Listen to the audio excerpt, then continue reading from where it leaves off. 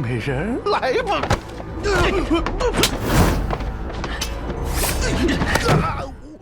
苏县尉验尸结果如何？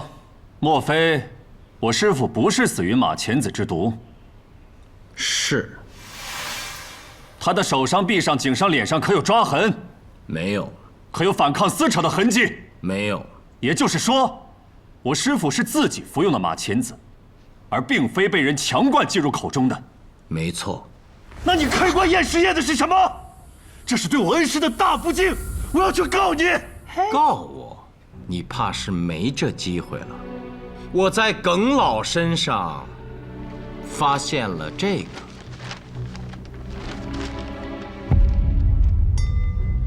你很孝顺，耿老也很看重你，但当他发现你有可能是杀人凶手时，便将证据藏在自己的贴身之处，然后扶马钱子自尽。他是想用他的绝望和死结束你的杀戮。为什么？究竟是一片孝心，还是怕我爹没命写不完宁诗记？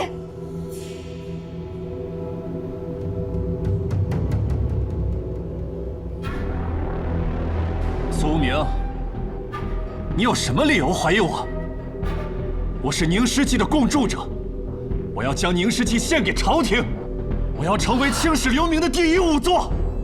我刚才说了，你没有机会了。来，看看这个。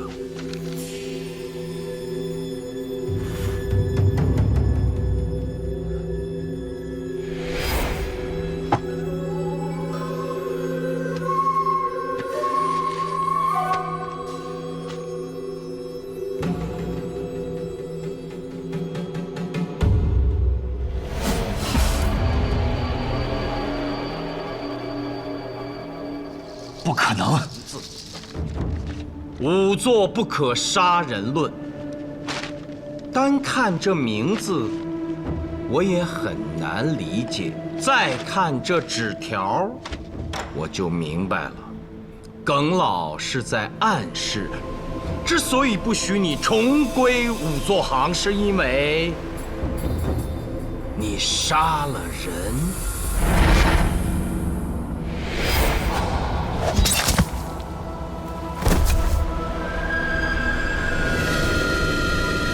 其实你早就露出了破绽。董月的徒弟死了，在他的尸体后，地上有一块四方形，没有血迹，这就是你所谓的炼容之礼吧？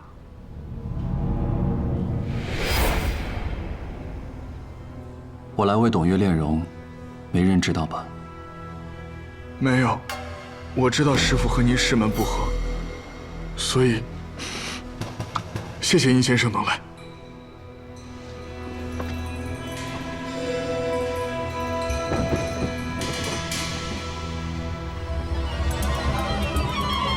这是做什么？炼容之礼，死者应受之礼。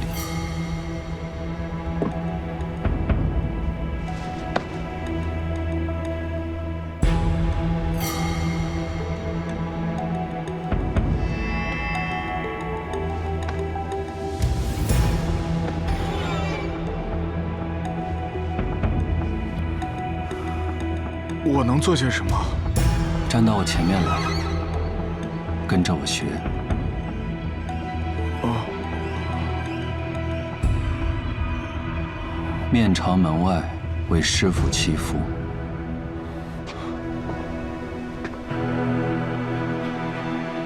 保持这个姿势，闭上眼睛。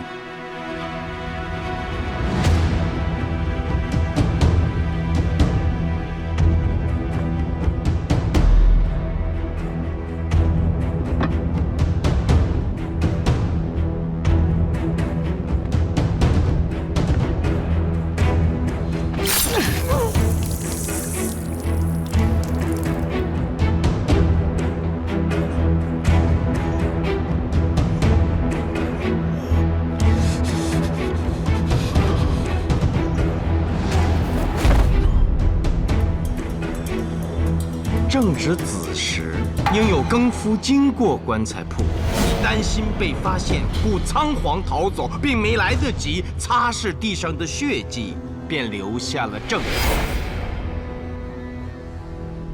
我改行，就是为了让他心存愧疚。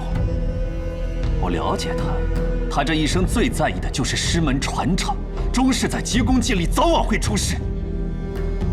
我就在等着这一天，到时候为了让我重回仵作行，他一定会有所表示，要么将仵作之书传给我，要么便让我拥有我本该得到的合著人的署名。我等了3年，险些没等到这一天，因为他疮毒发作，随时可能丧命。我就想起了我小时候跟着他一起经历过的案子，商人为其父借寿。你们知道吗？商人虽被腰斩，但他的父亲真的多活了好几年呢。所以，我也要借寿。我要让他活着写完仵作之书，我要凭借此书出人头地。邪恶如此，焉能当得了仵作？天分固然重要，但心肠才是根本呐。殷友，你会比你的师兄钟世载判得更重。你要为那3个无辜者偿命。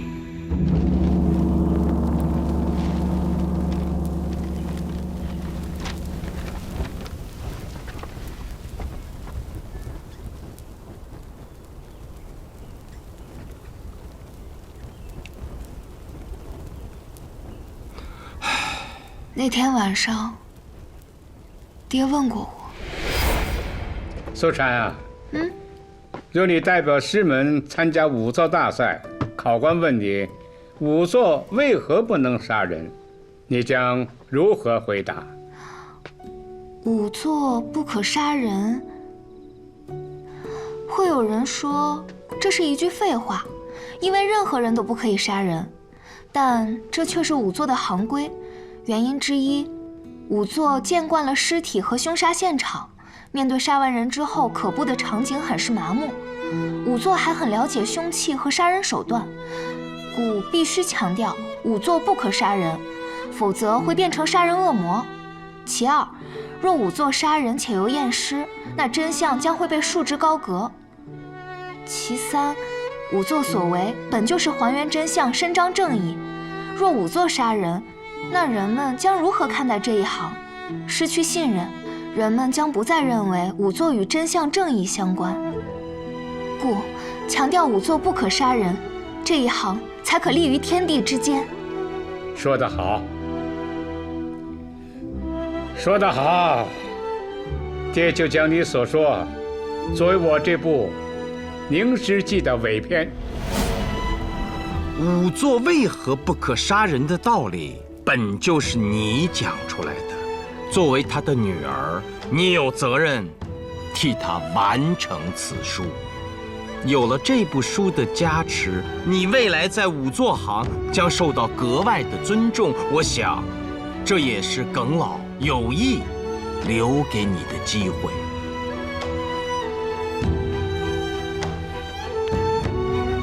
完成它吧，也许这部书会影响1000年，成为后世仵作入行的必读之物。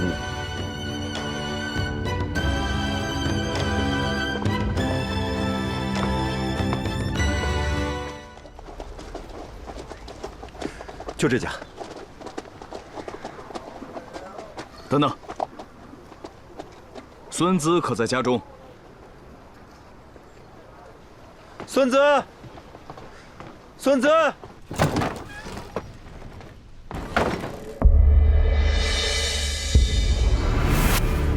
小环，擒住刚才那妇人。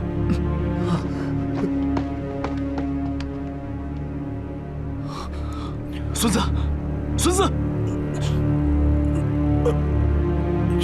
救救我！站住！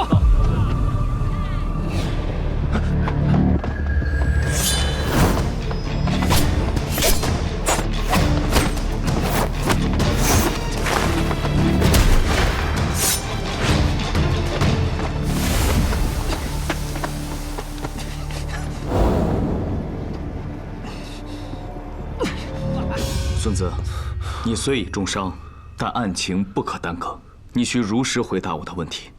陆参军救了我的命，是恩人，请快问。你可认识刘喜？认识。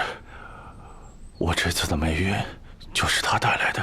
哦，何出此言？今天我刚一出门，就碰到一个少妇，主动跟我搭讪，便将她带回了家。真好！哎呀，美人来吧！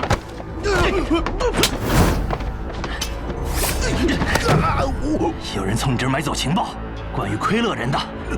你的消息从哪里来的？你是什么人？少废话，回答我！就算杀了我也不能告诉你，这是行规。我孙子是贵师小戏铺之主，这规矩不能在我这里破了。你倒是个挺守行规的人。那如果是我问你呢？也不能说。可这关系到探破诡案，更关系到长安的安宁，甚至天子的安危。我干这行已经10几年了，在一些外邦，尤其是跟我大唐关系紧张的外邦，比如奎勒，我们是放有眼线的。这次的情报就是那边的眼线飞鸽传书带来的。也是不容易啊，在外邦安插眼线，需要不少银钱吧？当然。你何时拿到的情报？半个月前。情报又是何时从奎勒发过来的？2个月前吧。也就是说，信鸽飞了1个半月。是啊，从奎勒到长安，路程太远了。从长安到奎勒6000里，对人来说固然遥远，但对一只信鸽来说却还好。恩师狄公留下的探案笔记中曾记，他养过一只信鸽，1000里之距，4个时辰便已归巢。即便是最慢的，每天飞个500、600里也不成问题。而你们那只信鸽，6000里竟飞了1个半月。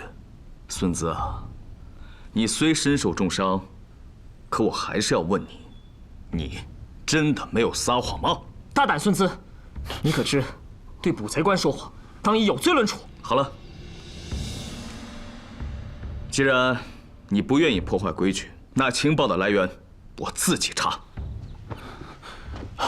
等一等，行规失效，长安的安全势大。这次的情报是一个人卖给我的。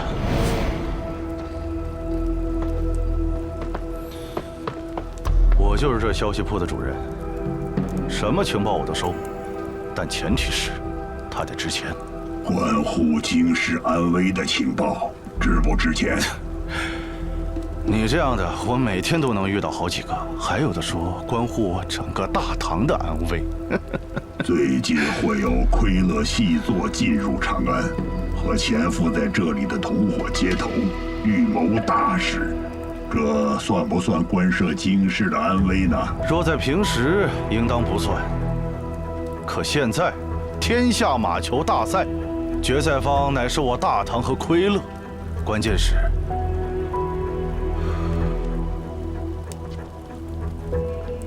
我该如何信你？你是想知道我是怎么得到情报的吗？我不会透露丝毫，这应该是规矩吧。所以这件事就要看你的胆识了。你想要多少钱？3万钱。我就告诉你接头地点，至于时间是在3日后。届时你只要守株待兔，就会有所收获。他告诉你接头地点了吗？说了。我想先把消息卖出去，自然会有人找到我，这样我就可以卖2次情报，接头地点再卖3万钱。你3万钱买的，打算卖13万？怎么算的13万钱？我把情报卖给刘喜，只收了1万钱。这个刘喜，1万钱买的情报，卖10万，他死的一点都不冤。你确定那个人是六指？确定。右手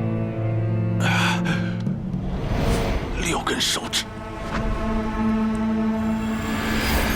全城寻找一个右手为六指的男子，此人声若洪钟，身材魁梧，身高超过6尺。是。切勿打草惊蛇。